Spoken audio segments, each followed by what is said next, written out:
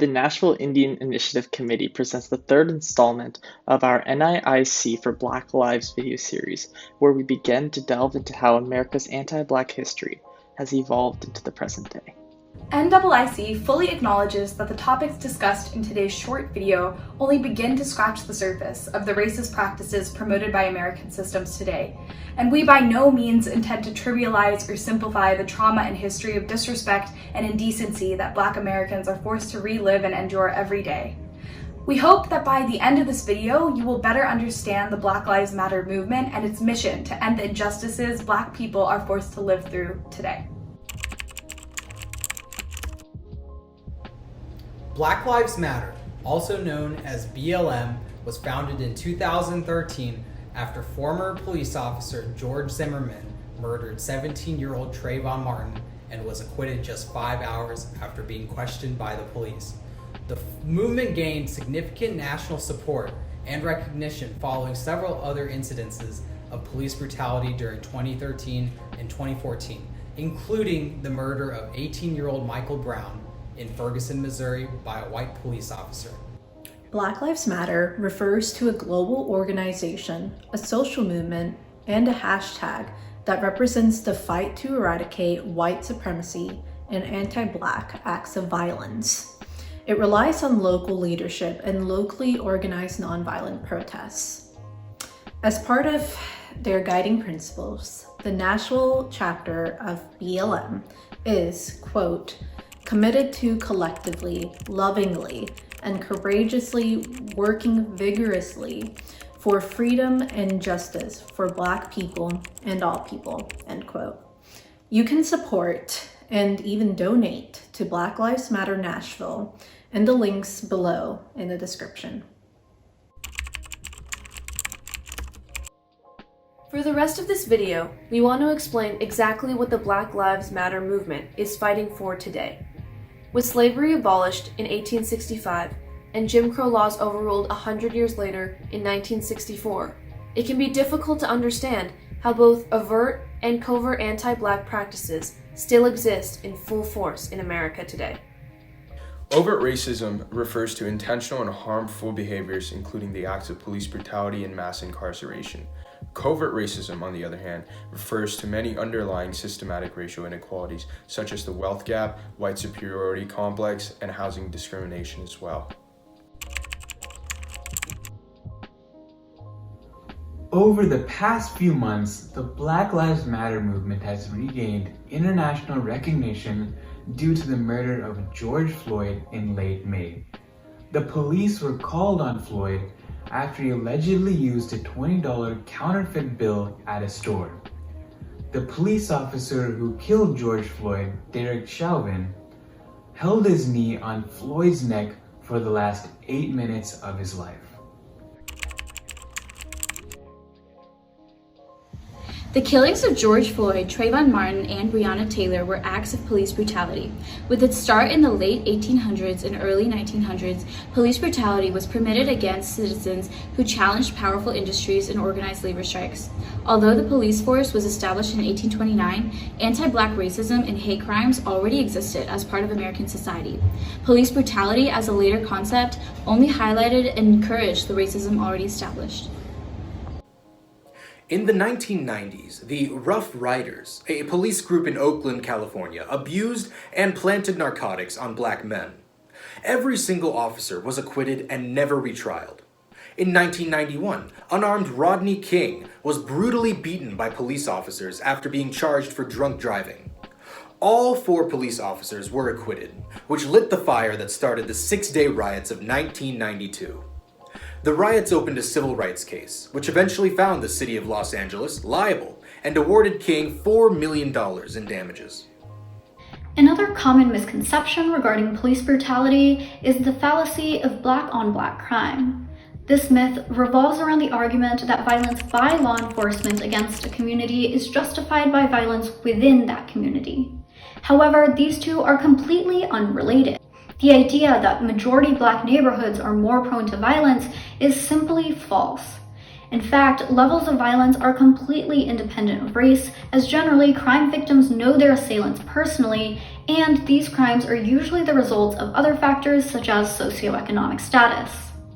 These few cases we point to only begin to paint a picture of the daily trauma Black Americans endure as they navigate day-to-day life.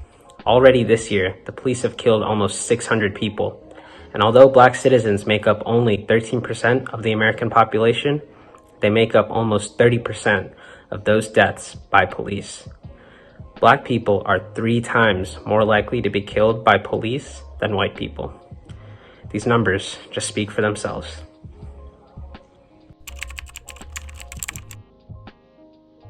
Michelle Alexander calls mass incarceration the new Jim Crow, also the title of her bestseller. More Black Americans are under the control of the criminal justice system today than were enslaved in 1850. And while Black people make up just 13% of the general American population, they make up 40% of the prison population. Once an American has been deemed criminal, they are often denied housing, social services, and the right to vote. Nationally, 1 in every 13 Black Americans of voting age is disenfranchised. Alexander writes, in each generation, new tactics have been used for achieving the same goals shared by the Founding Fathers. Denying African American citizenship was deemed essential to the formation of the original Union. The tough-on-crime punishment philosophy of the 1980s and 90s led to a political practice that uses jail cells as a first, not last resort for people who break the law. This practice of locking people away for nonviolent crimes has become completely normalized, yet there is nothing normal about it.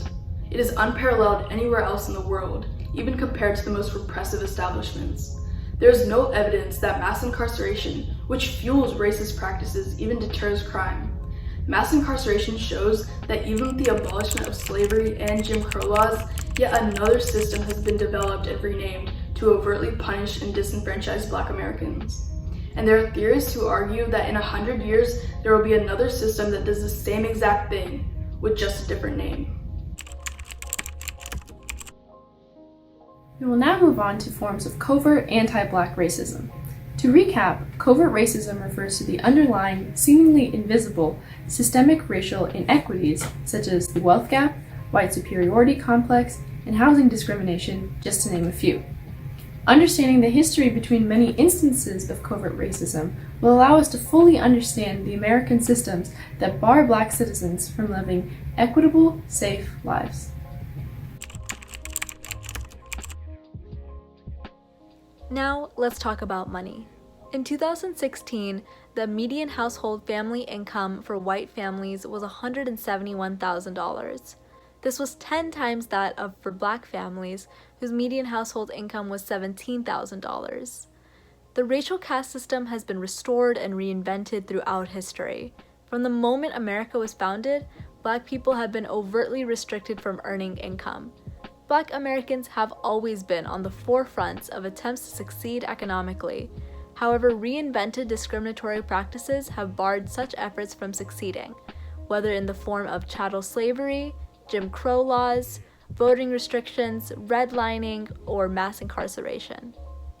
This wealth gap is proven not to be caused by educational gaps, drug usage, or debt imbalances between Black and white Americans.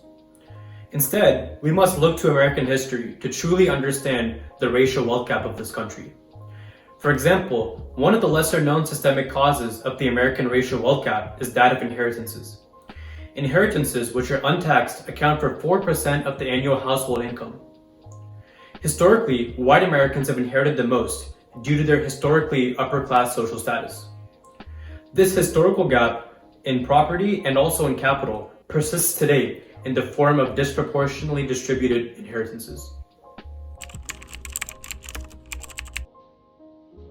When we begin to internalize ideas like the wealth gap, it becomes easier to comprehend how other American systems are built against Black people.